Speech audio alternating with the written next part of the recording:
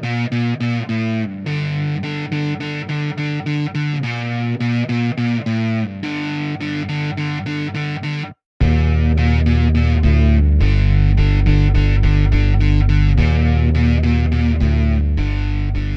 back to the Creators Podcast. On today's episode, we get the man who traded in his eyeglasses for a camera and never looked back. From diagnosing eyes to capturing award-winning scenes, the man got a vision that knows no bounds.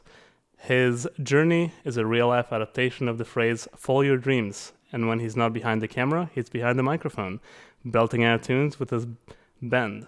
So grab your popcorn and a pair of prescription glasses and get ready to be dazzled by the one and only Nik Pilecki. Hey guys, thanks for having me on. How was that? That was a mouthful, to say the least. Yeah, I was gonna say. It was oddly accurate, is what I would say. Oddly, weirdly specific. Like, Yeah. Thanks for coming on, Nik. For anybody who maybe doesn't know too much about you, I'd love to just hear a little bit about your story, about who you are, and we'll just go from there. For sure. My name's Nik, and I'm a freelance cinematographer based out of Ontario. A lot of my work is in Toronto, but I actually live 2 hours outside of Toronto, so it's a lot of like traveling into a bigger market while I live in a smaller market. So a lot of people, don't understand it, but if you're only working like 8 days a month on shoots, like I don't mind the travel time because it keeps me from having to, set up home base in Toronto. But I came a little later to the game. I picked up my first camera when I was 28 years old, which I know most DPs by that time have their careers firmly set. Because previous to that, I was an optometrist and I practiced for a couple of years checking eyes. And then I picked up a camera and I just fell in love with it. And one silly opportunity after another. And we're here today shooting commercials and short films and music videos. And I love it. As said in the intro, no looking back. It's the best. And most importantly, on our podcast. Yes. Yeah.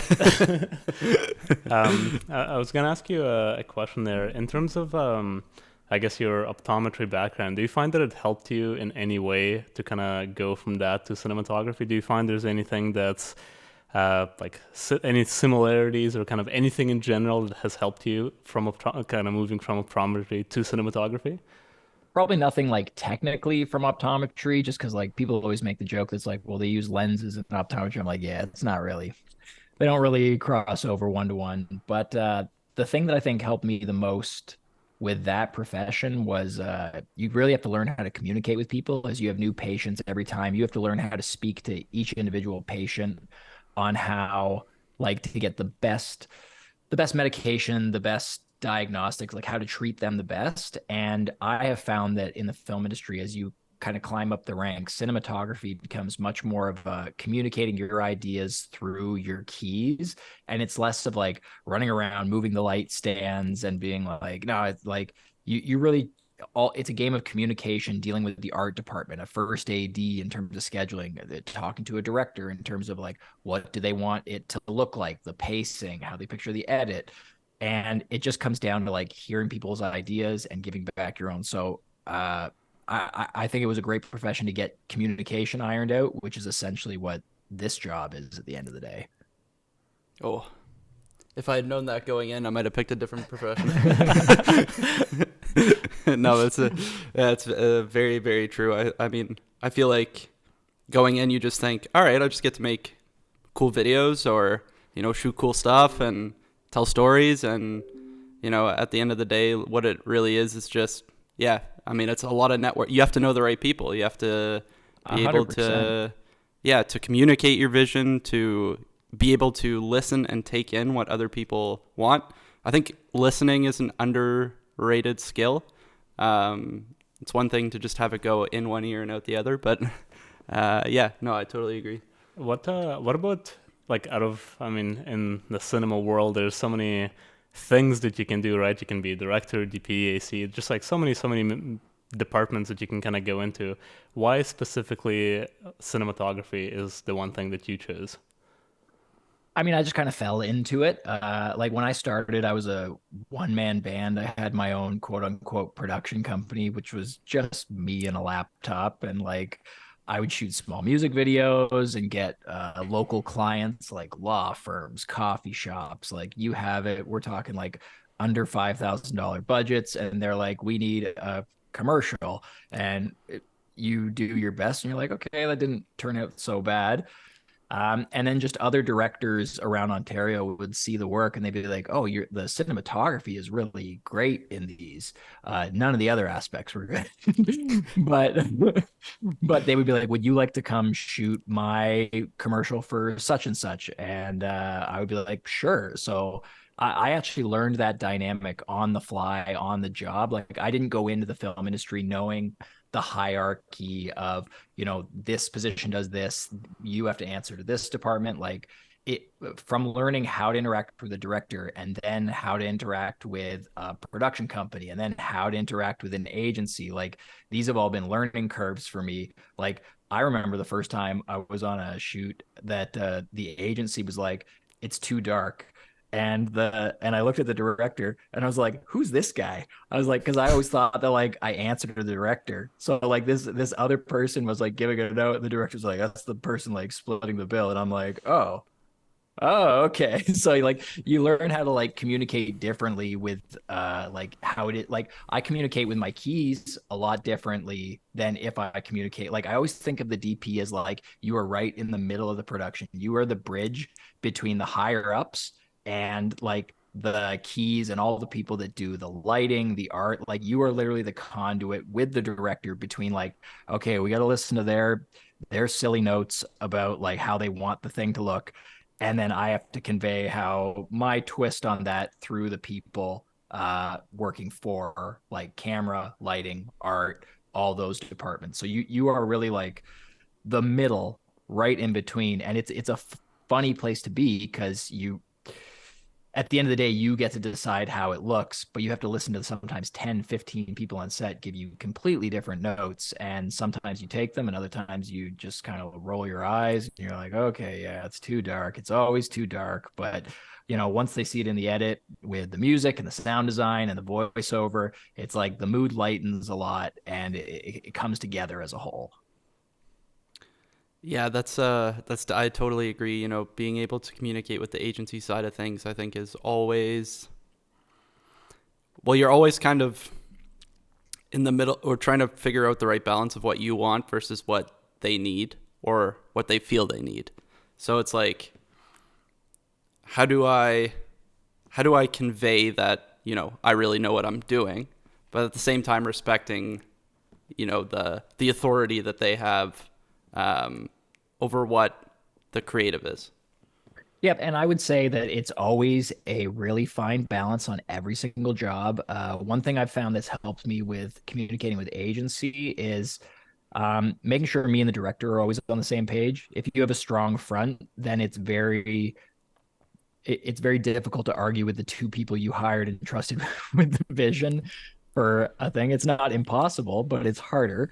And also when agency director and I, if we offer up references to, let's say, get everybody in the headspace for the spot, which is how I always frame it.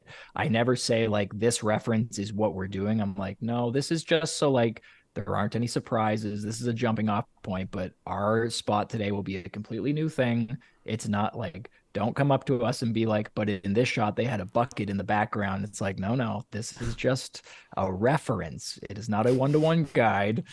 And then asking them in their references that they send, what are you falling in love with the references? Because you might look at something and be like, oh, it's so bright. The ratios are like completely flat lighting. And they're like, we love the girl's sweater in it. And you're like, oh, okay, so that's what we should take away from this reference image. Of like, we love the way the dog just looks at the camera, and you're like, good, that's a good thing for us to know. So I wouldn't discount agency references as soon as they come in. I would just say, like, tell me in your own words, like, what draws you to this reference image? Is it the lighting? Is it the composition? Is it the art deck?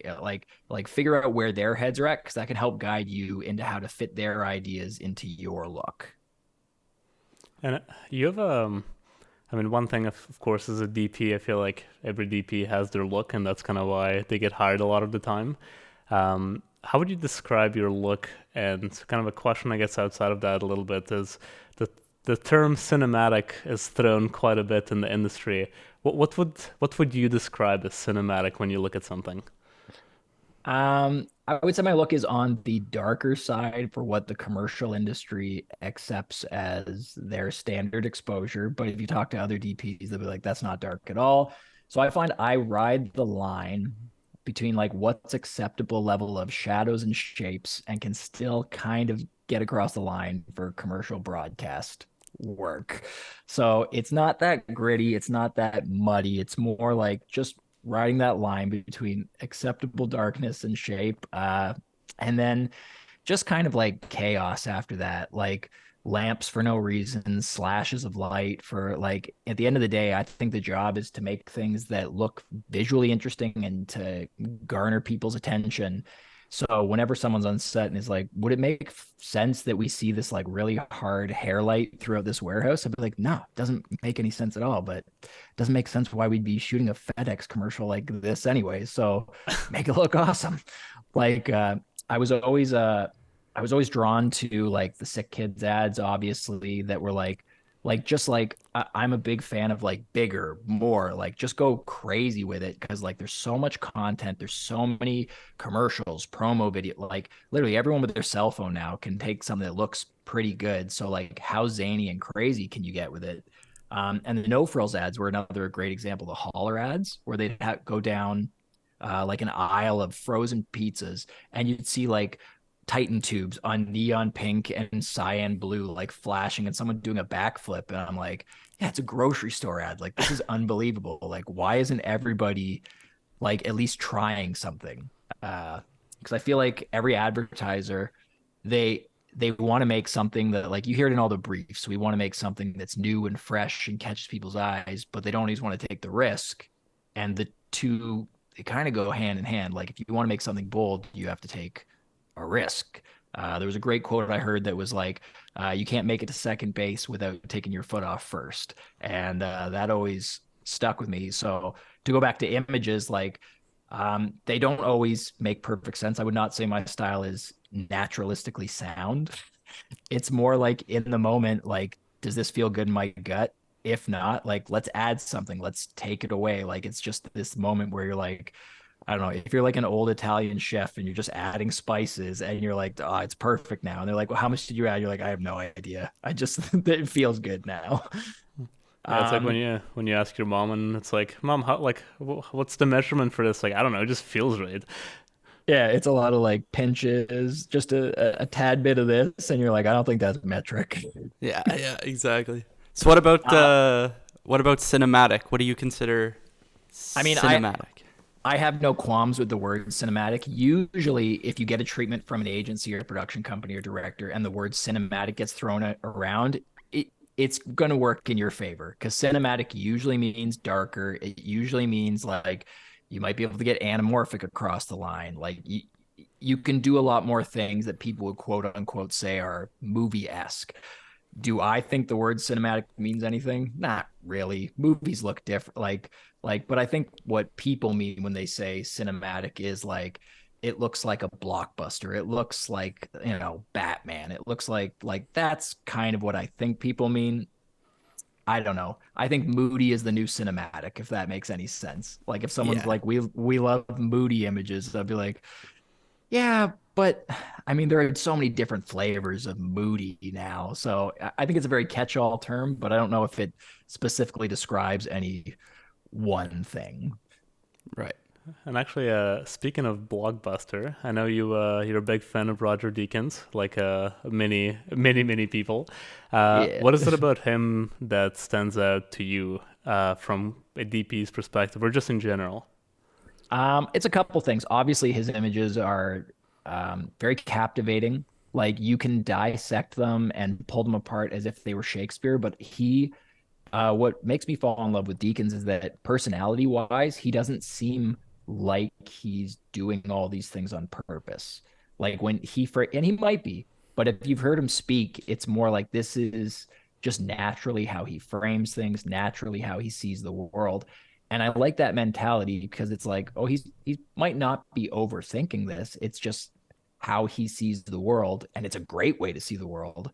And that's it gives people like me hope, because if you're like, well, this is how I see the world, and it's just how what naturally comes to you. So I don't know. He seems like a very down to earth guy for being, one of the greats, if not the best.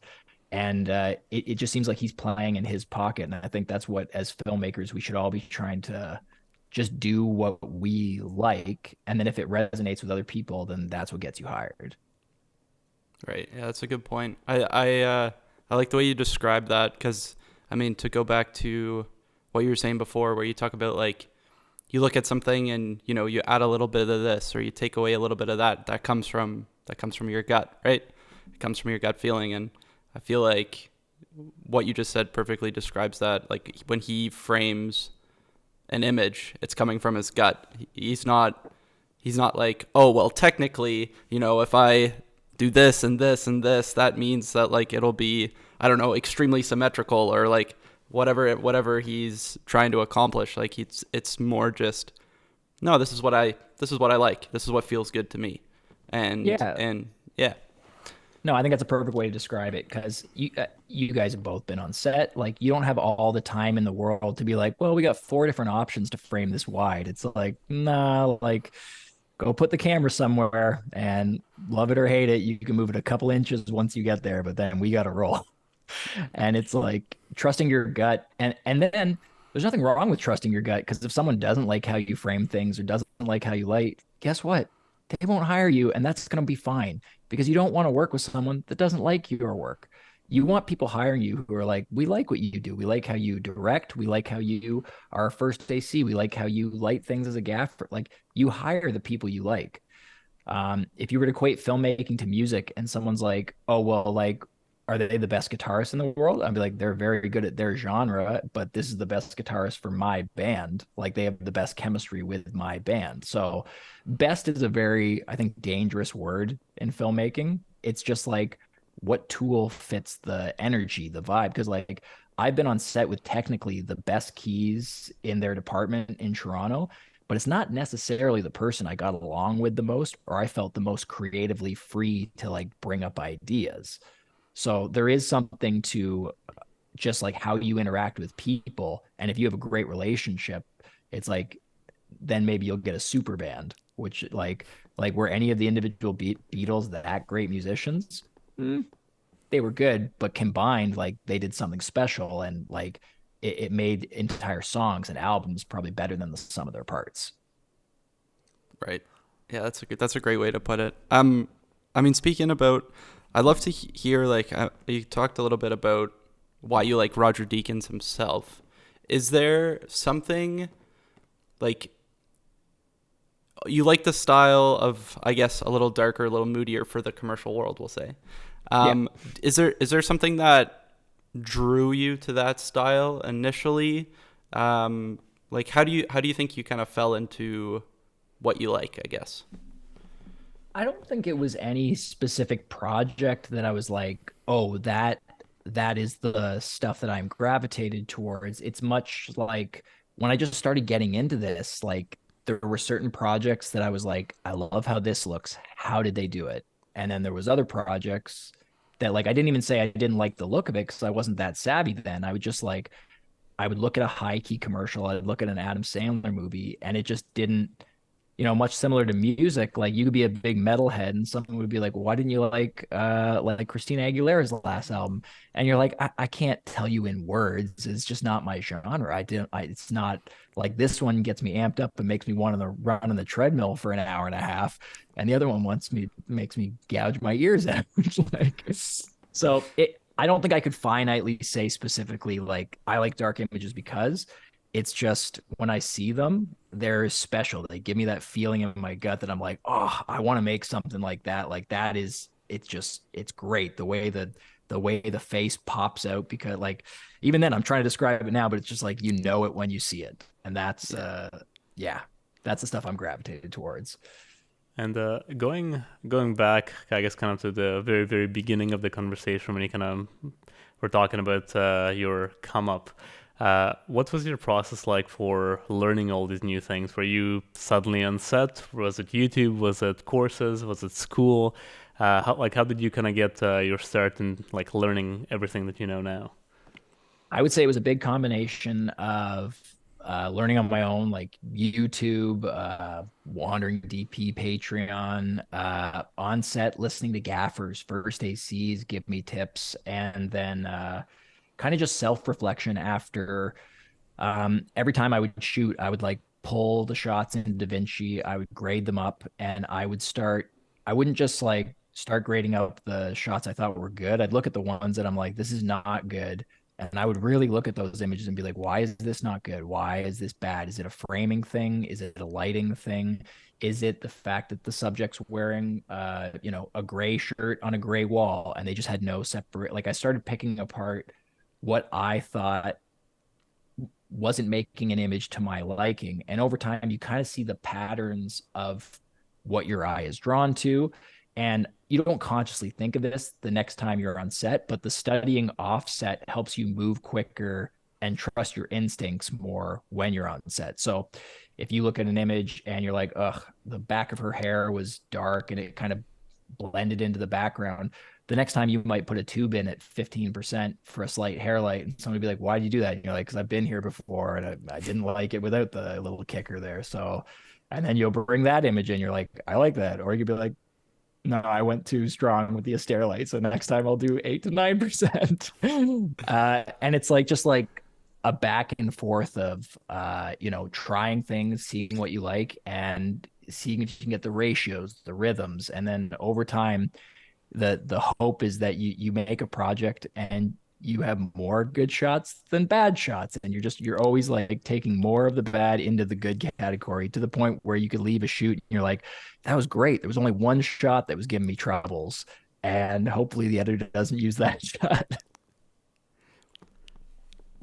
What would you say? What would you say like is the first project where you had that feeling of like, damn, I nailed this. Like this was great. I mean, do you want to know which one I felt like I nailed at the time, or which? There was a Canadian Blood Services commercial I did maybe 3, 4 years ago, which was when I was dabbling in like makeshift anamorphic lenses, like doing your own setup with a projector lens and a double split diopter, like really way above my pay grade in terms of like I'm taping all these pieces together to get the anamorphic look. But the director had a pretty bold idea for this Canada Gives Hockey thing for Canadian Blood Services. And it was the first time like it was like a 6 sequence commercial, kind of athletic, but the concept was good. It was like a coach yelling at these players with enough vagueness to make it sound like they were going to play a big game, but then all the words actually mean like you're going to give blood. So I mean, like I'm sure if I saw it now, I probably wouldn't be able to watch it. I'd be horrified. But it was the first time when I got an edit back that I was like, oh, this feels like a real, like this doesn't feel like a student film. Like this feels like if I saw this on Vimeo, I would want to learn it. Um, so yeah, that was probably the first project that I was like, yeah, this is getting closer to where I want to end up. That's really cool. And just out of curiosity as well, like in terms of from being able to see old sides of the process, like I know, I mean, for example, like everybody always says that like nobody really gives as much credit to the VFX team, or like nobody really gives a shit about the color, and it's like when you're not in the industry, of course, like you don't really understand how much that helps. Especially I feel like as a DP, it's like you mess up a shot a little bit, it's like, oh, color could probably fix it. But Yeah. what do you think, in your opinion, is like kind of the most important part? Like, so for example, if you had like a smaller budget and you had to, like, let's say for example you weren't able to hire everybody you wanted, who would you go with? What would be your kind of like 5-person team that you would go for? Like 5 person in terms of crew, or 5 person in terms of like this is how we're gonna attack this project. This is how you're gonna attack the project. Okay, easy. You want to know what looks great? Locations and talent. If you have to sink your money into something, pick an amazing location with awesome looking talent and great wardrobe. Bring whatever camera lenses you own. Don't sink any rental money into that. And then have a great simplistic idea that you can do with either natural light and egg or like one light outside a window and a tube and egg. Like that's what I would say. Like, don't get an Alexa Mini and some Cook S4s and then be looking at your budget and being like, okay, that was half the budget. Now we have to shoot it in our basement, which doesn't look that good. Like to me, the hack to making good looking stuff has been to shoot good looking stuff. So and it's something I realized very early on because I would duplicate people's lighting setups and I would be like, okay, I got an 8x8 soft off this side, I got an 8x8 nag here, and I look at my image and I'd be like, why does it look so crappy? And then I'd look like over time you'd start to see like, oh, well, they're shooting in like an old mansion with this textural wallpaper and the person's wearing like a 1930s twill suit and it's just like soaking up the light and has such great texture. And then the person is 60 years old and they have this like leathery skin that just like it just shines when you hit it with harder light from the side. And then you look at your person who you had no makeup artist with in a white wall room and you're like, I mean, I'm using the same lenses and camera. Why is it not looking the same? I think a lot of times we attribute great cinematography to what should be attributed to great art design. Like, and I truly believe that even at a Hollywood level. Like, if you walk into an 18th century ballroom and just turn your camera on, you'll probably be like, this is pretty good out of the box, guys. Like, we do not have to do a lot of work here. But you walk into a Target in the middle of the day and turn the camera on, you'll be like, oh my God, what have I signed up for? Okay, we got to black out all the lights above talent, bring in a key from the side. How long is this going to take? It's going to take 80 minutes to set up. And like, and you need 80 minutes? Yeah, it looks awful. I need all 80 minutes to get this done. So yeah, good location, good simple idea, and good talent, and then work with a director who has a good idea, and then get one assistant who's kind of a catch-all who can help you do lighting, help you lug the camera around, and can maybe hold an H4n off to the side and get some sound if needed. No, that's a great answer. Yeah, it's something I hadn't really thought of actually before this. That's a really good point. I've never thought about like looking at a scene from an art direction point of view rather than just like, oh, it's like you said, lit the same. Why doesn't mine look as good? There's a lot of, yeah, no, that makes a lot of sense. I'd be curious too, like, do you have a project you've seen, whether it's a commercial or whether it's a film where you look at that art direction and you're like, that's just mind blowing? Yeah, I mean, I'm not going to throw anybody under the bus, but there was a post that someone who works for Aperture made the other day where there was like a gimbal shot going on a girl and like a Cinderella thing in like a bathtub filled with flowers. And it looked great. And everyone in the comments was like, what lens, what light, and what like they asked all the questions. And I'm like, it's got nothing to do with any of that. Like, like it's entirely art and the talent. Like that's 100% what is making you fall in love with that image. Like it was such a, and I think there was one other director who messaged me. He's like, "Did you see that thing?" He's like, "Great art direction," and it was like you just learn over time that the person you're filming and the setting to which you are filming in matters so much. Like, I mean, I picked up on it the first time I started. I'm sure you guys have been here early on in your careers, but like, do you ever have a day at a company where you got to do like 12 interviews at a row? Where it's like same setup, just cycling people out, asking questions. You ever thought why a couple of them really stood out as like, this one looks really good. And then a couple of people sitting there and you're like, this one does not pop as much. And it's because the person you're filming, like how their skin is, how deep their eye sockets are, like it, the same lighting setup doesn't render two people the same always. Like and it's like it's only something you pick up over time where you're like I remember on one of the Target commercials I did, for the life of me, I could not get this guy to like look commercial ready. And as we're leaving the scene, I was just defeated. And the gaffer was like, deep set eyes, nothing you can do. And I'm like, man, that's 100% what it was. His eyes were like an inch sunk into his head.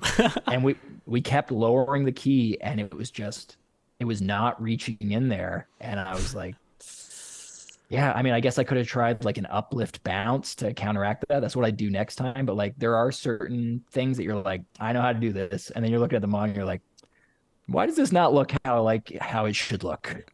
Yeah.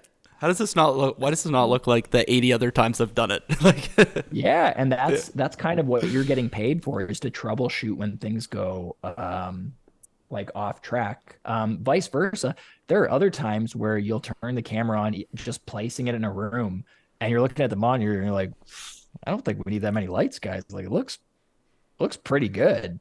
Like I think as a DP, your job is almost to say when good enough is enough.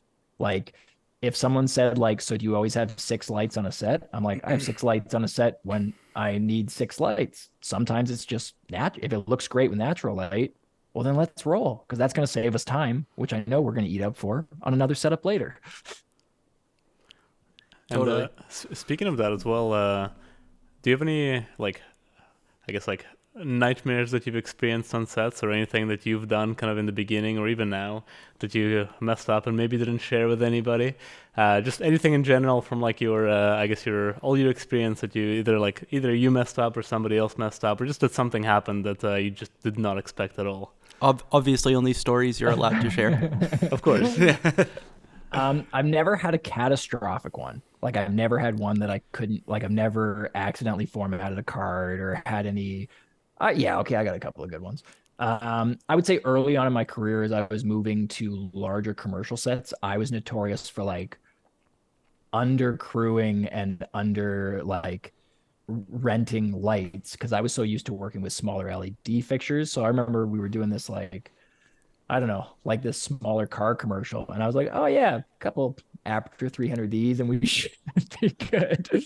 And you just got on set and it was not good. Like we had to go mainly with natural light and it happened to work out that time because the natural light was good. But just scaling up, like I didn't know to rely on my gaffers and keys as much. And now I almost the first thing I say to a new gaffer is like, hey, I'm a dumb person. I'm not smart.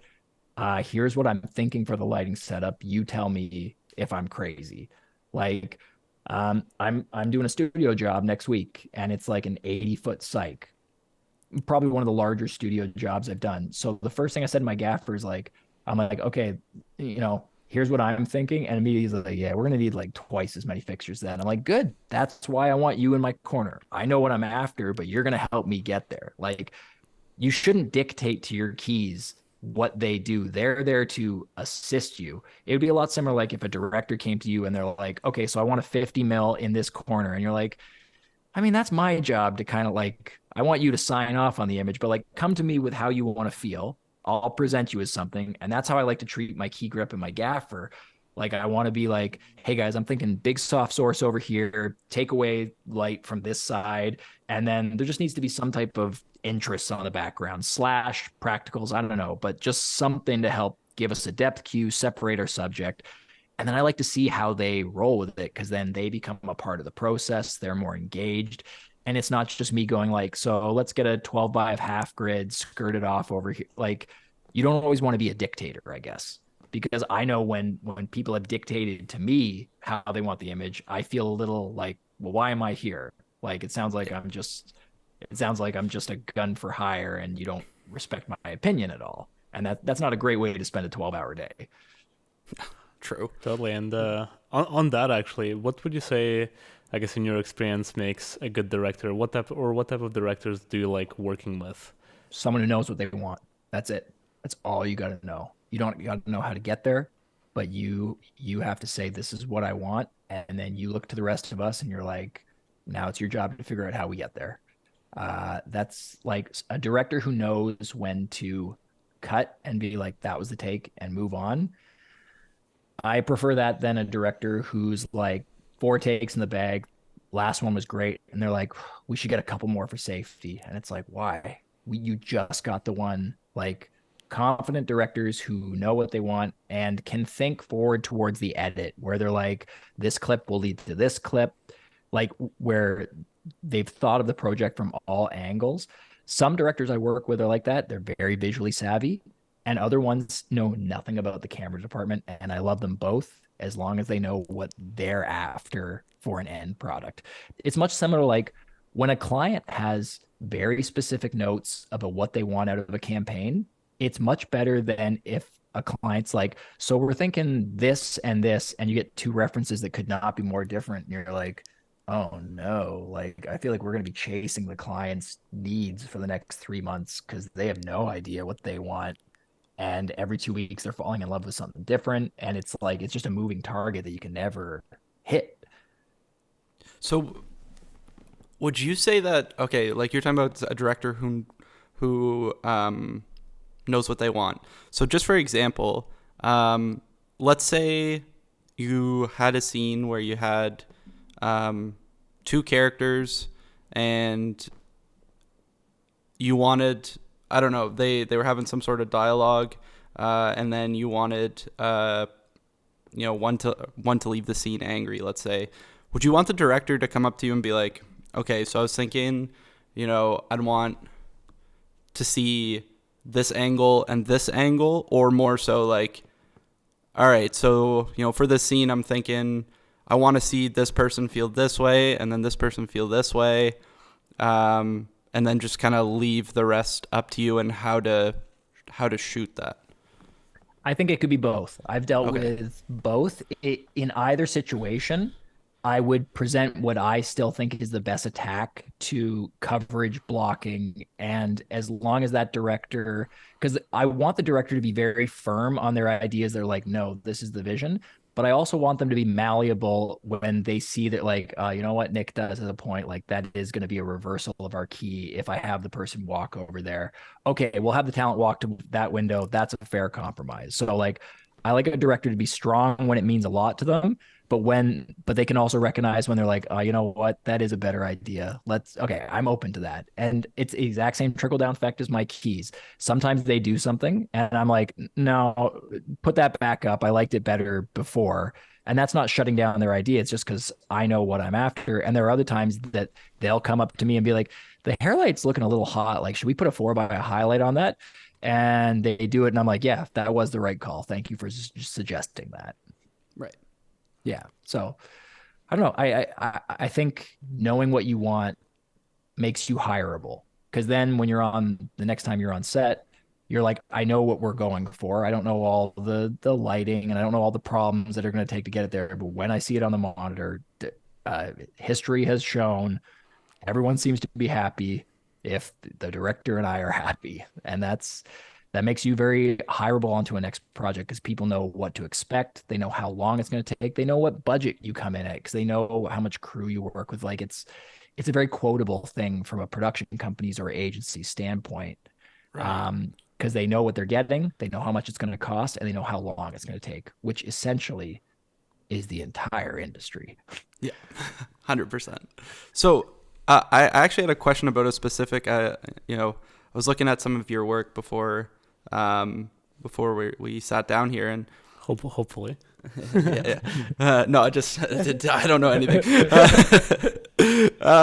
I was really curious about the Alzheimer's commercial that you did, and just wanted to ask you about kind of your thought process in attacking that commercial visually, because it was like I really liked pretty much every choice you made with the camera.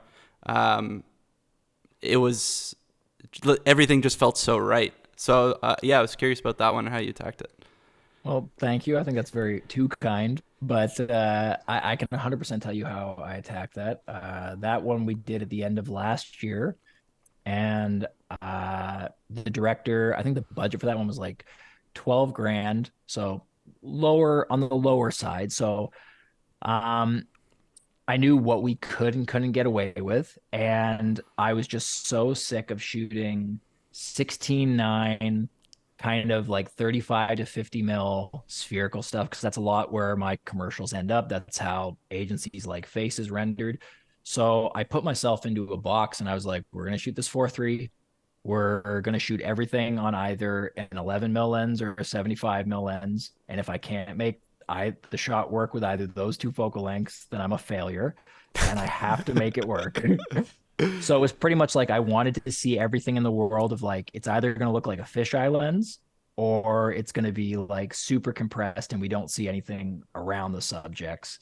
And the director was on board because we were both like, hey, let's try something. And I remember being so like I don't have any good like I don't have any good answers like, oh well the people had dementia, so I went with this because I thought it was more like I want to try this and I want to just like I'm a big fan of like putting limitations on myself because then it forces me to be creative. Like if I frame up the shot with 11 mil and I'm like, oof, we are seeing more of that wall than we thought, but I've locked myself into this. So let's, put a lamp there. Let's throw a slash there. Let's move the camera in a crazy, like, let's flash it on and off for no good reason. Like it by tying one hand behind your back, it forces your other hand to get very, very creative on how you attack a situation. So that project really was like limit yourself just because the budget has already limited you. So you know what you can get away with. And then I remember there was a funny scene on that one where the client was like, does it make sense that there's a light like flickering outside that window? And I just turned to the client and I was like, you're not paying me enough for this to make sense. and they were like, fair enough. That's hilarious. Because it looked great, but they're like, doesn't make sense. I'm like, you're not paying me enough for it to make sense. Like it looks badass. So let's go with it. That's funny. And just out of curiosity as well, how many shoot days was that commercial? And like what type of crew did you have for it?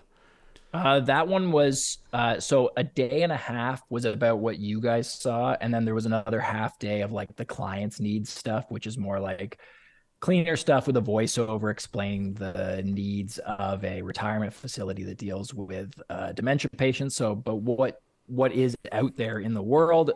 About a day and a half. So I'd say a 12 and probably a 7 hour day. And then I think I had a 2 and 2 plus an AC and maybe like a 1 ton grip package. So in terms of fixtures, the equivalent of like an Aperture 1200D, a Nova 600, and then probably like a 4 pack of Titan tubes. And then I just knew that it all had to kind of work with that. So I think as soon as you know your lighting package and you know your location, you know how wide you can get, kind of you just know what you can get away with. Cause I'm a big fan of like, you never want someone to know your budget. So don't set yourself up for a shot where you're like, we're going to do this giant wide night exterior. And you're like, you are? Do you have money for a condor and a moonlight? You're like, no, but like, it's what calls for the story. It's like, well, I hear you, but you should change the story because this is going to show your budget immediately. Like, what's the difference between that shot and maybe that lady's having a freak out in her living room with a single lamp on? Is the essence old person have freak out? Because if so, I can make one of those look like $1 million inside. I can't make it look like $1 million out in a field at night with what we have. So it's a lot of like working with the director and being like, what's the essence of the shot? I think this is a better approach for the budget we have. Or sometimes it's time. Sometimes it's like, I think that idea without sacrificing the story will take much longer to light. What if we did this approach? So it is a lot of like, I'm going to throw out suggestions. And to the director's point on that, like he shot down a couple of my ideas because he's like, no, this shot is very important to me. And this is how I want to approach it. And I'm like, okay, now I know what's super important. Can we do it at this time of day? Because if we do it at blue hour, I know that Wade and the grade can darken it down and we can pass it off a lot more for night. So it's like you should push your directors, but then also your directors should be like, no, I'm going to stand strong on this one because this is what I'm after. And then you're like, great, now that I know that, this is how I think we should approach it. Amazing. And in terms of, you didn't mention anybody doing art for that project, and I know, I mean, at least from when I watched it seems like me and the director did all the art ourselves. Like we bought paintings and I mean, it's mainly just like paintings and lamps and shears, but it's enough for me to be like, okay, there's a texture on this wall. Like the director had the acting couple because they were an actual couple in real life. He Oh, had them interesting. bring in like wedding photos from when they were Hmm. younger, which I find always adds production value because you're kind of like, oh, well, how did they get a designer to Photoshop these things? And like that's always an interesting hack if you're doing casting and you're looking to like have archival stuff of them younger. It's like hire real people who are actors that happen to be a couple, and then you're probably going to get that archival stuff from them if you ask nicely. But yeah, so I think with projects like that, like I know how to communicate better with an art person now because I know like when I need a lamp, when I need a texture on a wall, when I need shears thrown up, and when I don't need shears up. Because like shears are great sometimes, but sometimes they take away like the highest hard light, and you're like, oh, I actually kind of miss that really hard haloing light on that guy's leg. So let's roll the shears up a bit. I do want a little like it's but knowing what art is capable of and what takes little time versus what takes like asking art to wallpaper a room, they got to come in 2 days before. That's not a day of type fix. So you just get a little more savvy as the projects go on like, okay, if I ask for this, it's going to be a lot of money. It's going to take a lot of time. Whereas there's other things that are like, this is no money, no time. So like just be stocked with plants, lamps, shears, and pictures, and like just get ready to start hanging stuff. Right, right. Oh, and out of curiosity, I mean, I know I when we were doing a little bit of research, Eli was doing a little bit of research. I know he listened to maybe a podcast where you're talking about uh, like how long it was taking you to do certain setups and stuff like that. And I think what was it So I think you mentioned that like whenever you do setups and you go from let's say like a wide to a tighter shot, it's like you tend to not spend as much time moving lights around like for the tighter shots. Oh, I never do it. I never.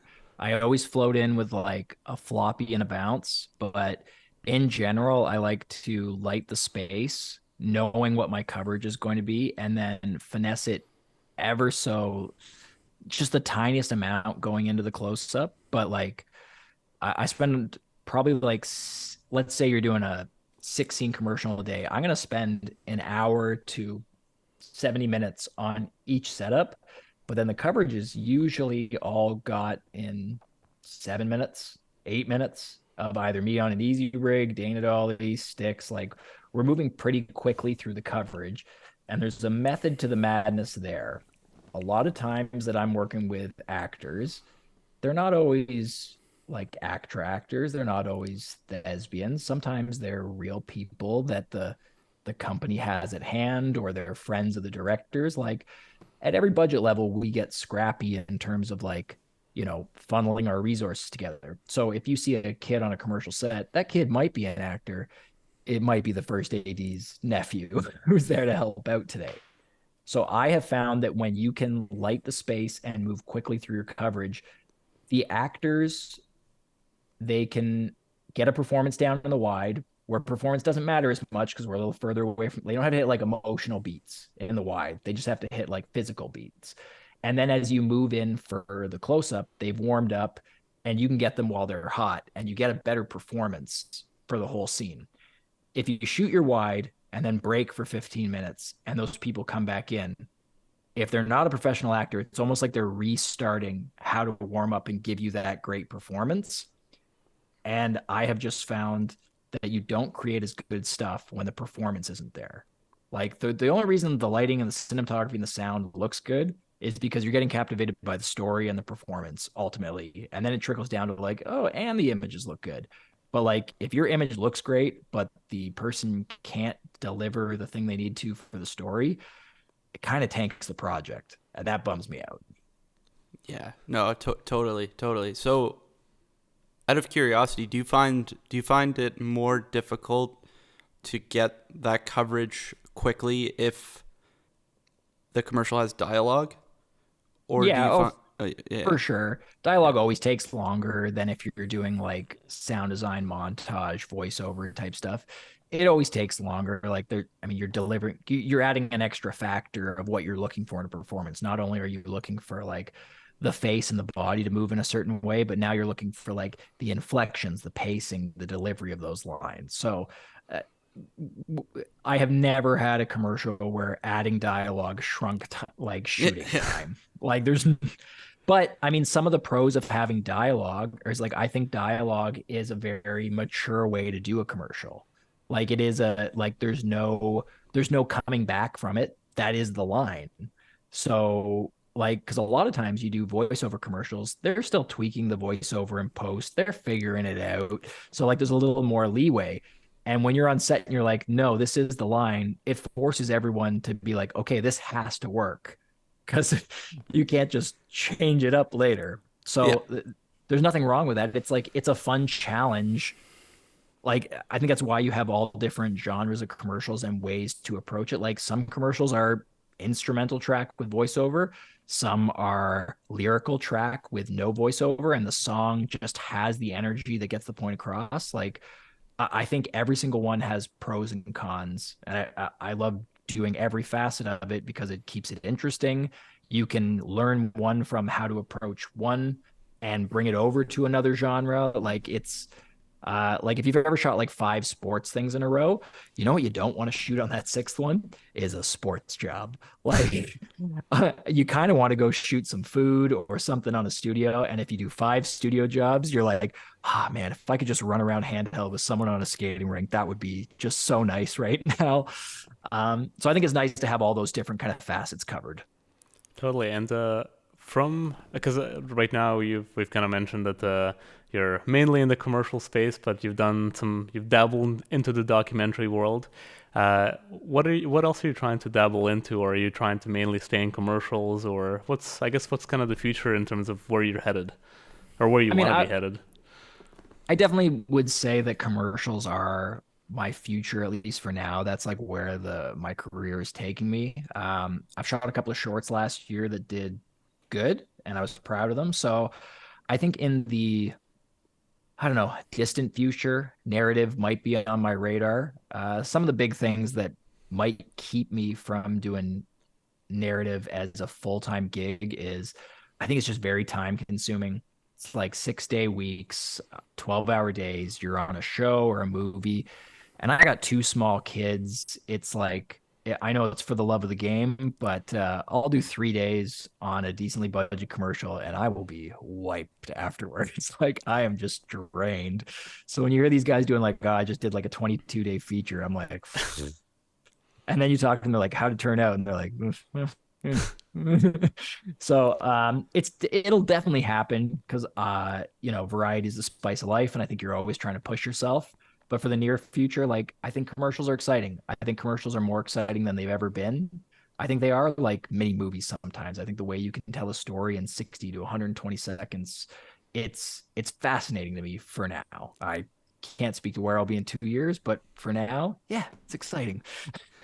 It's funny you say that about the length there because I just finished watching Jack Ryan, and I watched an interview with John Krasinski, and he was saying that they shot season 3, season 4 back to back, and in a year and a half he had a total of 3 weeks off, Yeah, and other than that they're just like shooting every day. yeah. It's like, I mean, no, it seems awesome, but I know he's got a couple of kids, and it's yeah, like I'm a big proponent of film is great, but it's not everything. Like a yeah, lot of filmmakers get divorced, and it's like I get it. I don't not get why like being married to a filmmaker not fun, not fun.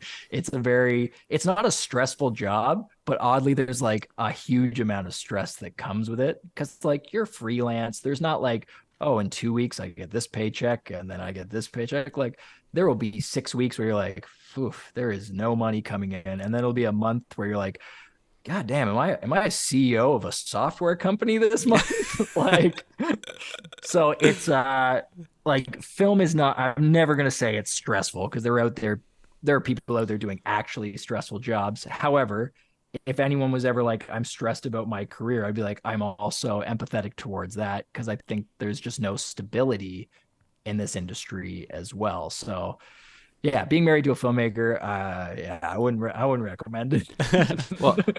I mean, I had a meeting with one of the top directors in Toronto. I won't say who, just for the sake of, and he was telling me last year he didn't work for 6 months, and then in the next, I think it was like 2.5 months, made more than he made in the year before combined. And I was Yeah, like, excuse me? Like, how yeah. does that, yeah, Some directors' day rates will be 10 to 30 grand a yeah, day. So you book a Canadian Tire campaign that's like we're on set 6 days, and you're like, oh, okay, I guess that's my yearly income right there. Moving yeah, on. yeah, I'm good. All right, I'm taking off to Costa Rica. Like, Yeah, so the yeah, the further you move into the industry, you actually are on set less. It it makes sense to me now that like in order to give each project the attention it deserves, like I can't be shooting 12 days a month. Like there's no way I can go through storyboards, lookbooks, crew out, have lighting diagrams, have talks with all my keys. If I'm doing that for 12 commercials a month, I just don't have the mental bandwidth to give each one of the. I have about 4 projects a month in me, and that's still going like incredibly hard. Go go go go go. We got to do this. We got to do this. So over time, like you'd like it so that you're doing maybe the same number of days, but the projects are now multi-day shoots so that you can really get in the weeds and be like, okay, that was a 3-day shoot. Now we could really get those extra shots that we weren't able to get before. So that's the goal. So when a director's like, I was only on set 10 days last year, I would be like, yeah, I get it. But you probably had like a million Zoom calls and a million hand holding of the clients and the agencies on the other 340 days of your time. Literally. And actually, kind of speaking, I guess, about the life of a filmmaker and kind of the freelance world and all that stuff. When you first started out, of course, like you had a great career, and then kind of moving from that to something completely different. I can imagine it's probably not easy, especially because you already had a family at that time. Like, what was that transition like for your family and for yourself in terms of kind of going into something unknown, I guess, at the time? I mean, it didn't happen overnight. There was probably a 2-year overlap where I was still practicing checking eyes, and I was just kind of like dabbling in film. I would do music videos on the weekends. I would do, local promo video commercial stuffs. I had shot my fair share of weddings, so I've definitely cut my teeth in that realm. Which, I hate weddings. I will never film them again. However, you got to treat weddings like your first part-time job. It does teach you quite a bit on how to win people over quickly, how to find the best angle in negative time with natural light. Like there is learning value to them, even though you'll never catch me. I don't even like going to weddings in attendance now. That's how spoiled they are.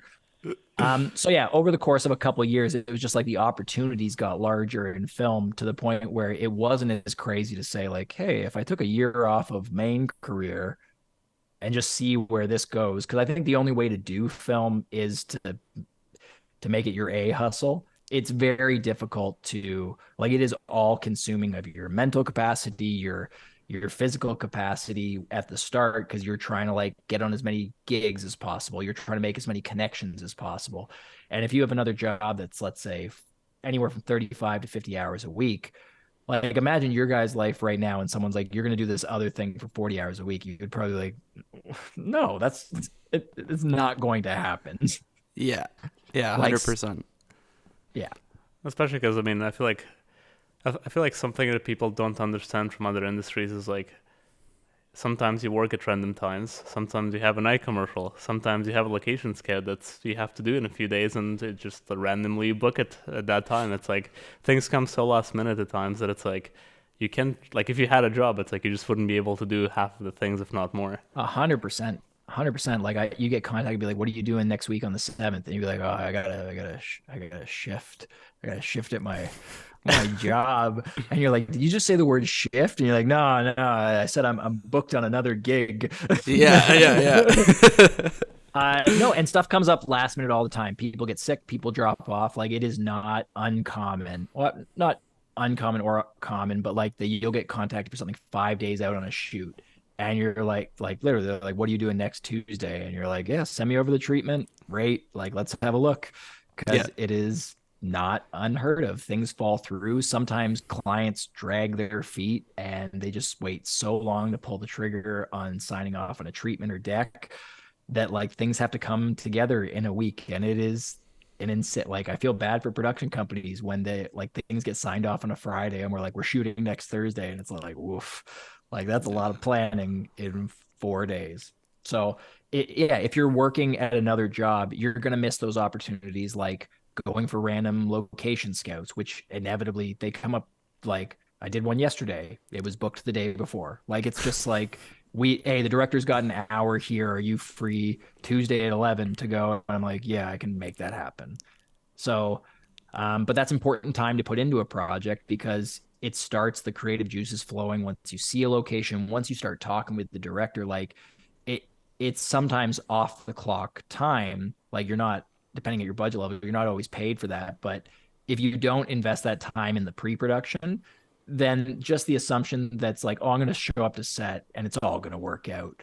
I have not found that to ever be the case. Do you find you work with mostly like the same directors over and over again, or do you find that it's a greater variety? Because I know that some directors typically like they'll have like their go-to guy, let's say, or maybe a couple DPs they really like to work with. So do you find that's kind of how it works for you, or is there a bigger I variety? would say I would say a lot of directors in Toronto will have like their top three guys, and I have good relationships with I'd probably say like half a dozen directors, probably six guys that I'll work with continuously throughout a year. You need to have a large network though, because sometimes I'm booked, and sometimes like I know when a director's A guy is booked because I'll get the call, and I'll be like, oh, so A guy was booked, and they're like, no, no. I mean, yes, they are. Yeah, for sure. Yeah. But that's not an insult to you by any means. It's just like we have a preference of who we like to work with, and it doesn't mean we're not open to collaborating with other people, but we are as human beings creatures of habit. And it's like if you have a first AC you really like working with, well, they just might get your workflow more. It doesn't mean they're better or worse, you just work really well with them. So they're, when you have 4 days to crew out a thing, do you really want to interview five people to crew out things, or do you want to call the guys that you're like, I know what so and so brings, I know what so and so brings, they get the workflow, like let's just lock them in. And but like I work with new directors all the time. Like that's another facet of the industry. Like I would say it's a good even split between working with new people and new crews and working with like the tried and true directors and the crew that I'm used to. And there are pros and cons to both worlds. I think one of them pushes you and the other one is it's great to have that shorthand and you know what you're going to get, but you don't want to shoot everything with the same director and the same crew every time, because then all of your ideas start to meld together and there are no new outside perspectives to kind of kick you in the butt or to make you think about something. You're just like, this has worked before, let's do it again. Right, No, right. that's a great point. And just out of curiosity as well, like nowadays, how would you say your time is spent? So of course, I mean, if you're only shooting, let's say 7 8 times in a month, of course you're not only working 7 or 8 times in that month. You have a million of other things that are on the go. So like, how do you allocate your time usually? It's a lot of Zoom calls, a lot of like just random meetings through agency production companies throughout the day that like seemingly like you're like, oh, that won't take up much time. And then you'll do three of them in a day and you're like, I'm tired. I'm mentally exhausted trying to convince these people I can do my job. like like that's what the job becomes, is that you're on a deck and they're like, we saw your portfolio. We're just wondering if you like, we saw that you did a job about hammers, but have you ever shot a sander before? And you're like, I mean, no, but I think you saw the hammer, right? I think I can I think I can handle this. So it's a lot of like pitching yourself to people who believe in you, because a lot of times a director will bring me in. That's like the first step to getting you on the gig. And that's a very good step. That is, depending at your budget level, that might be the last person who needs to sign off on you. But if it's a higher budget level thing, the director might be like, I really like you for this job. Can you have a meeting with the producer? So you do a Zoom call with the producer, and the producer's like, hey, I like you for this. Can you meet with the agency? And you're like, yeah, what, tomorrow, 1 o'clock Zoom call? Okay. And you get on a Zoom call. Now there's a few more faces in the squares. And you're like, hey, everybody, you saw the stuff? You didn't hate it? All right. What else do you want to know? What what do those meetings go like typically? Like, let's say, I mean, okay, director brings you on, they like your stuff, great. What would you say is the difference between talking to the producer and then talking to the agency, maybe in like what factors you would need to pinpoint, or like, is there overlap in questions that they typically have?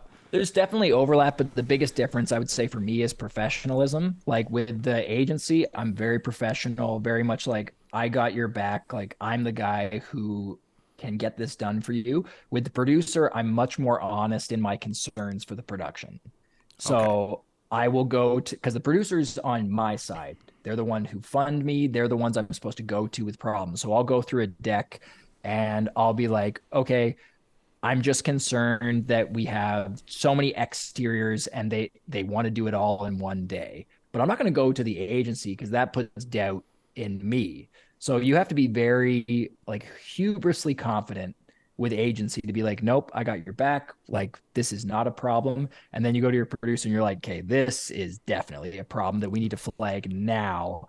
But agency doesn't want to hear that. They just want to know that they are taken care of and that they're in good hands. And then the producer is the one you have to go to. Like, we either need to allocate more funds, we need to add an extra half day, which is never going to happen. So you're going to throw money at it.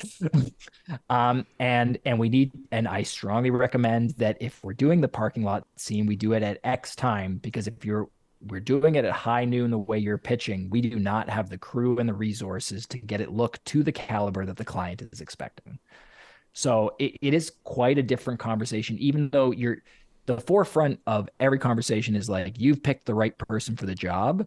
You also have to communicate realistically with like your concerns. Like you can't just tell everybody like, no problem. And then you get on set and you're like, yeah, this is a problem.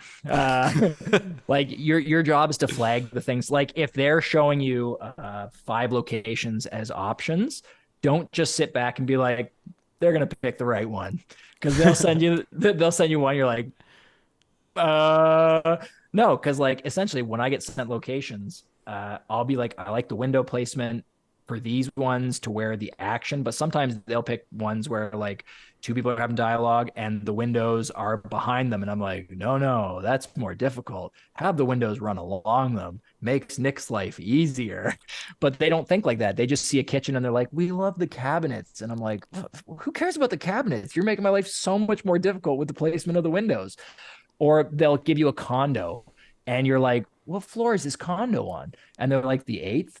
And I'm like, so you want to run all the gear up an elevator that's going to take 20 minutes every time in Toronto, that you need one of those key fobs? Like sometimes they don't think about the logistics of like, we just love the way the wood banisters are falling on the ceiling. And you're like, we're never going to see those. Like we see them. Like, what are you, insane? They're like, oh, the hardwood floors. And I'm like, when's the last time you saw a floor in a commercial? What are you, crazy? Like, so flagging problems to make your life easier, and in so looking out, like not just to make your life easier, but to look out for the project. That's what I think you're getting hired for, not to just be a yes man and say like, yep, not a problem.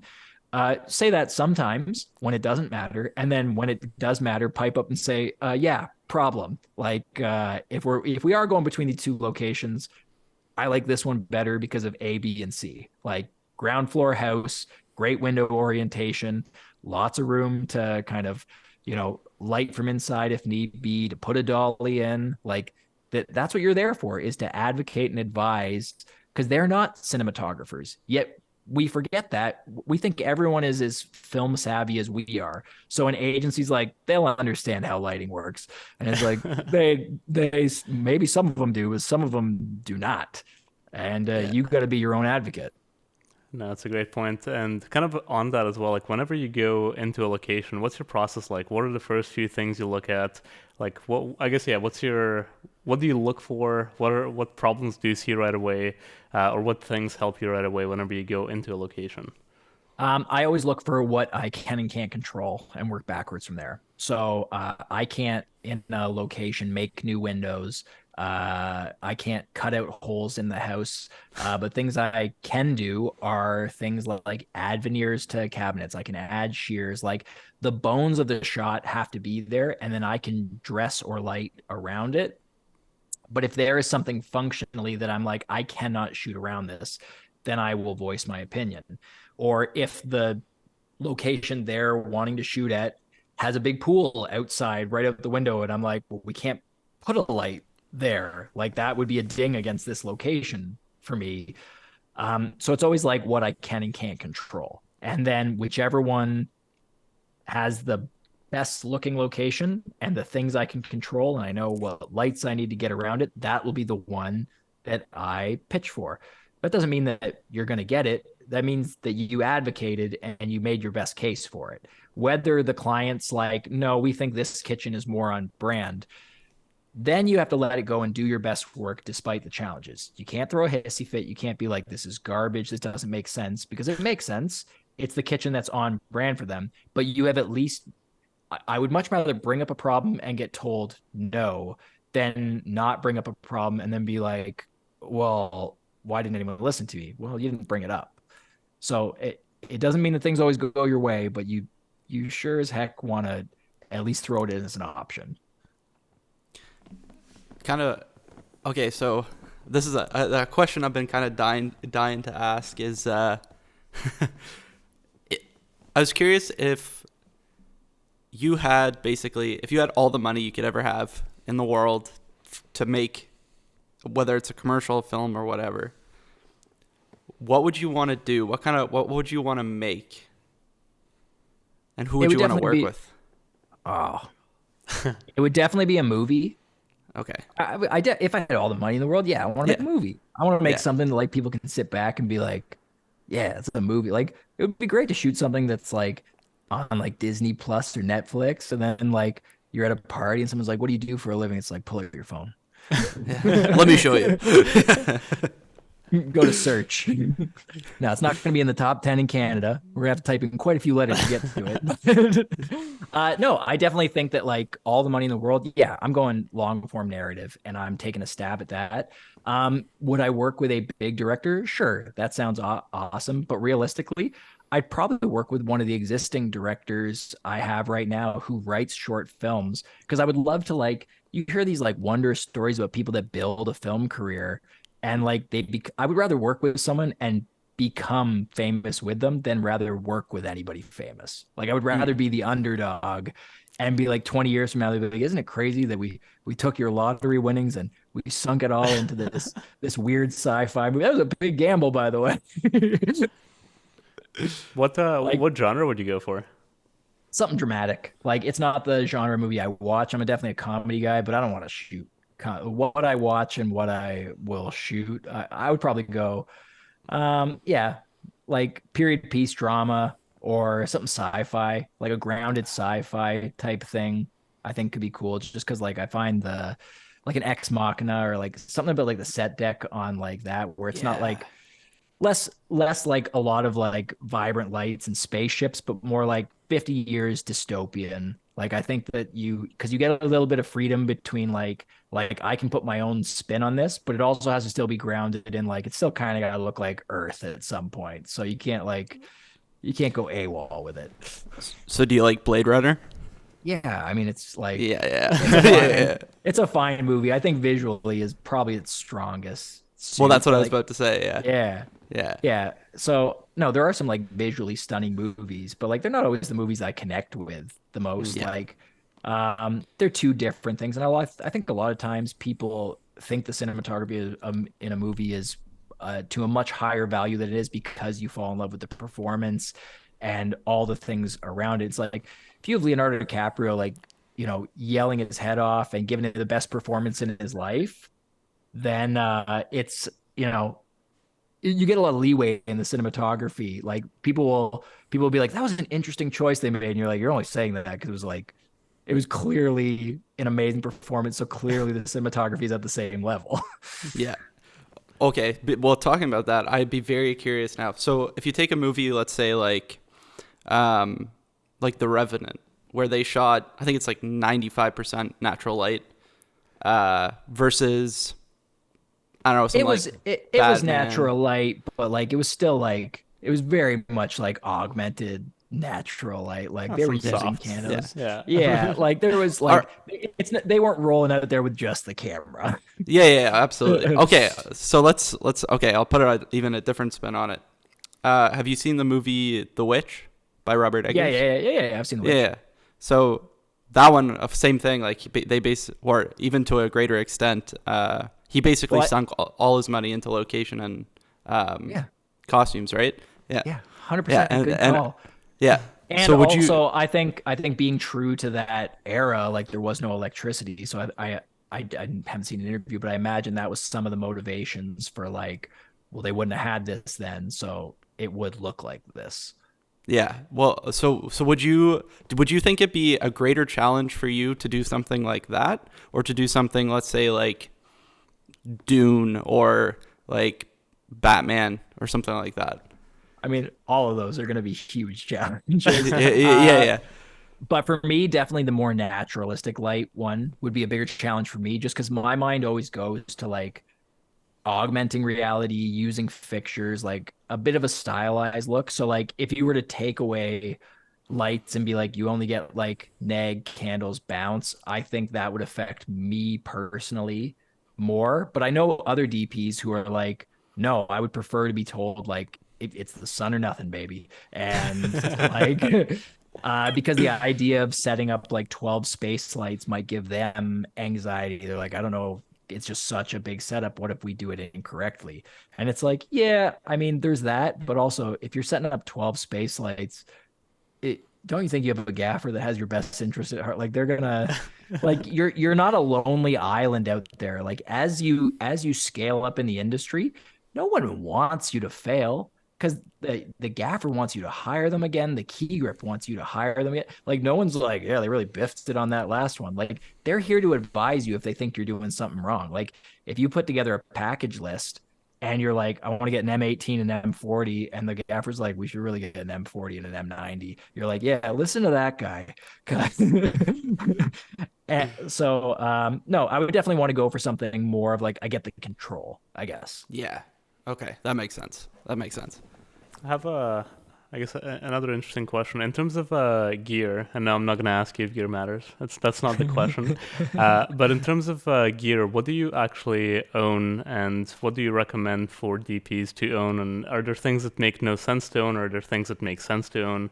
I would just love to hear a bit more about that from your perspective. I know it really matters, but I mean, gear matters until it doesn't. I definitely went down that rabbit hole of buying cameras and buying lenses to find the difference, and that's just part of the journey. I don't think I think it's very difficult to tell someone who's never shot before, like, it doesn't matter. Just whatever camera you got and whatever lens, you can make something great. Like that's a very like, that's a very mature answer for someone who like I think part of learning that is the growth. So I don't know if that's the best advice for someone young. I own an Aria Mira. I own some Cine Glass, like a set of Desios and Sigma lenses. Like in my market that I'm in, I own enough to roll up onto a smaller set and get something done that doesn't look like garbage. That's what I own. Because some jobs, like they don't have all the money in the world, and if you're going to sink it all into rentals, then you don't get the locations, you don't get the actors. So like a lot of great commercial ideas and short film ideas are going to fall under a 20K budget. Mm. But you still want to see that idea lived up to as much potential as possible. So for me, at where I'm at in my career, owning gear makes sense because there are enough jobs that maybe won't pay me a rental rate, but I still want to leverage that gear to heighten the project. Now, I know cinematographers and directors who work like $100,000 is the smallest thing they'll touch, and owning gear doesn't make sense because every job requires a specific sensor and a specific set of lenses. In which case, I don't think it makes sense to own gear because every project is so precious, and you have the money to really tailor make it from the gear at a rental's disposal. So there's no one piece of advice here. If like If a big part of your viewership is people closer to us, then I would say own a camera, because it's a lot better to go out and try something and be creative and get a voice that way than renting an Alexa twice a year and then being like, I'll be super creative in April again. Yeah. Give me 6 months, I'll come up with something crazy. Yeah, so it's like a couple months ago I shot like a first person point of view, and the director wanted to shoot it on a mini, and I was like, honestly, like we should just shoot it on the Pocket 6K because we don't have all the money in the world, and I'm not going to notice the difference in image quality, and this thing like logistically is just going to weigh 1/4 the amount. Like it's just going to be, we're going to get better shots if we use an inferior camera. And at the end of the day, if something gives you better shots, it is the better tool for the job. Like no one would ever be like, I want to strap a mini LF to the end of this surfboard and send it off into the water. And I'd be like, don't you think like, I don't know, an FX3 and a water housing or a GoPro would be the best job? Like graded in, like at a certain point, you're like, the perspective of the shot is the thing that's selling the shot, not the image quality. And Yeah. my biggest argument for that is Netflix shows have a good budget, yet they still use the Inspire 2 to do all their drone shots. You don't think they have the money to fly Reds and Minis and whatever have you up in the air? No, they just calculated that it's too much work and too much resources for what is essentially a 3-second establisher shot. So after the grade, nobody cares. Let's move on. Exactly. And also, I feel like one thing you always forget is like, I don't know, you talk to friends that are not in the industry, and it's like they're not gonna notice anything that you notice. It's like they watch it like it's like before I don't 28. notice sometimes. Yeah, I don't it's like notice sometimes. Like I'll see something, I'll be like, "This looks great," and they're like, "Shot in a Komodo," and I'm like, "Yeah, it's a great camera." Like, Yeah, exactly. yeah. Like, what do you think? What do you think the Komodo is beneath me? It's not my go-to, but like, it's a solid camera. Or so, yeah. Blackmagic's another perfect example. Sony's really up to their game. It's something like, can you believe that was shot on FX6? And I'm like, yeah, it's a perfectly competent camera put in the hands of somebody perfectly competent. I think we could make the leap to get a good image. I was so something we looked up the other day, which we thought was kind of interesting. I'd be curious, since you do have an optometry background. Do you know what? we're quizzing you on this one. Yeah. Yeah, this one might be rough, guys. Yeah. When was the last time you brushed up on your? Long time. Long time. Oh man. Now I'm blanking on what the word is for it. Yes. So we were looking yesterday, of course. I mean, once in a while, you'll do your research on dynamic range, seeing what's Yeah, out but there, that's what it is, yeah. especially with the new 35. So we were Are you about to ask what the dynamic range of the human eye is? I was, yes. I know we were. I don't think it's calculatable because our exposure index changes in our eye. So you ever notice when you walk into a dark room, it takes about 20 minutes to like see in the dark? So that's called scotopic vision, or because you're using a different photoreceptor in your eye. So that the human eye, I would say, is almost limitless in its exposure because it's constantly changing and adjusting. It would be like having like an auto exposure on a camera. Now, if you were to lock it, I would say probably somewhere in the 20 stops. Do you think cameras? That's what we saw. Yeah. That's what we saw. Okay. That would be my guess. That would be my guess. I think yeah. We saw. I mean, it's really like varied, but it was anywhere between kind of those like 24 to 32. 32 seems, I guess, very I mean, I would trust absolutely whatever you read, but like just based on my own walking through the world, it is a changing thing. If you could lock it at any one point, it's a lot. So like cameras are nowhere near as good as the human eye. However, like I don't think we watch movies because it replicates what the human eye sees. Like Exactly. We don't see in a frame rate, yet when I see 30 frames per second, I want to vomit. So like there are just certain characteristics we like in film and cinema that like I don't think dynamic range, motion, like there are just certain things we like to see because it puts us in a world. So trying to replicate the human eye, I don't know if that's advantageous to telling a story. Yeah, I agree. Well, I'd be curious. What is your what is your preferred frame rate? Because I know someone um, like Peter Jackson, for example, shot all the Lord of the Rings movies at 48, which is Yeah, I such a don't. random number. I mean, it's What's not. your I mean, it's two times. So and I guess he was yeah. hoping for. I don't know what he was going for there. That was I think the film community was pretty against that move for the most part. It's just it's not like I think the reason we like 24 frames per second, the reason why we like film grain, the reason why we like anamorphic are all these things that have been grandfathered in to be like that is cinema. Like it has Mm, flaws. I think I read somewhere that 24 frames per second is the minimum number of frames you can have Mm. where the human being or the human eye perceives it as smooth motion. right. So if you cut down to 21 frames per second, you're like, oh, it's just jittery. Like it feels like something missing. And then 24 is the minimum number where we're like, oh, it's just smooth. There's no gaps in what I'm seeing. And then 30 is, I mean, I even notice when something's 25 frames per second. Like if it's a European commercial and it drives me nuts because I'm like, it's just a slightly smoother than I like. So That's funny. it is a small room for error, but it's not correct or incorrect. It's just like I think our eyes have been trained to like we still see film grain and we're like, ah, yeah, the good old days when that was like it's all artifacts. Like like anytime you see a flare on a lens, that's an artifact. It's not supposed to do that, but we fall in love with the artifacts because they're real. Like, why is it that when you see like some AI drawings, you're like, this is beautiful, but I feel nothing. Like Mm, it is stale. It is just not It's too it perfect. doesn't it's too perfect. Like, yeah. and that's why we go after vintage lenses. It's why we go after older sensors that mimic 35 mil film. It's because storytelling is not meant to be this sterile, perfect environment. It's meant to put the viewer into a world that best tells the story. And sometimes that's going to be super clean glass. Other times you're going to want it to be like dirty 16 mil, 4x3, like you start making choices to be like, I want the viewer to feel this. So once again, no better, no worse. It's just like, what are you looking to put in the viewer's head to make them feel a certain way? No, totally. That's very, very well put. And I guess, slightly different note, I guess, from everything we talked about. I was just very curious. I don't know why. That's kind of the thing that came to my mind now. But why did you choose optometry out of all things? No, my dad's an optometrist, so I just saw that job and I was like, that looks easy. Was it easy?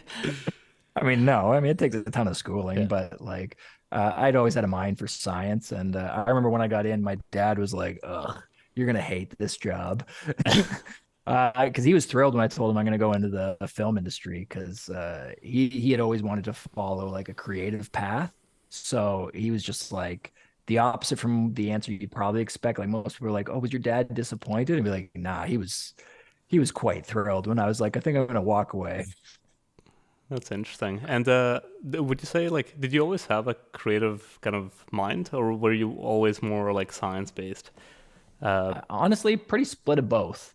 Like I was always into science and math and analytical, but I always had a creative side too that I just like, whether it was playing music or well, maybe mainly music before film. Like there was just always like this need to like I got such pleasure from like being bad at something not working, and then at the end you have a product and you're like, oh, it's not terrible.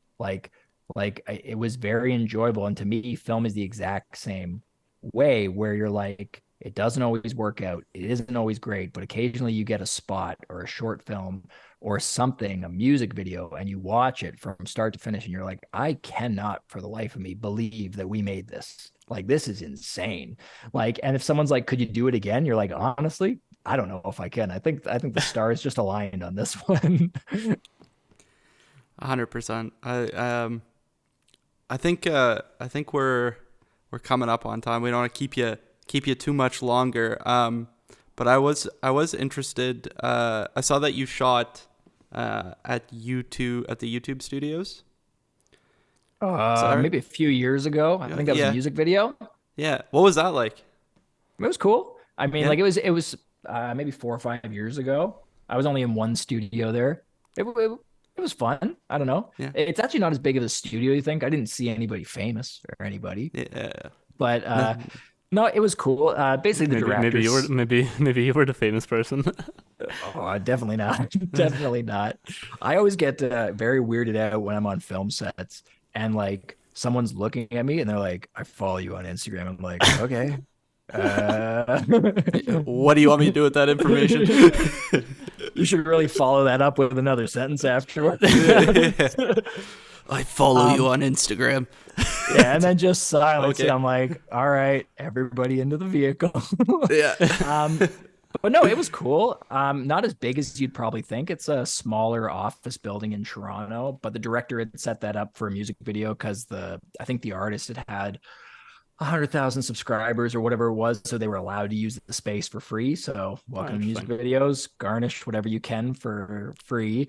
And then so they had some like lights and stuff. So it was cool to walk into something because that was definitely early on in my days where studio stuff would have scared me more. Like I was so used to showing up to a live location, augmenting what is there. When you're on studio, it's like you can do whatever you want, but also you can do whatever you want. So if it doesn't look good, then you failed. Whereas if you're on location and it starts raining, you're like, what are we going to do, guys? Like it started raining on us. Like there's no fail safe in studio stuff, I guess. So once again, pros and cons. I think you need all different type of jobs to mold you into the person you are. And I love on location. I love studio, and I wouldn't want to trade one for the other. Have you shot on the LED walls?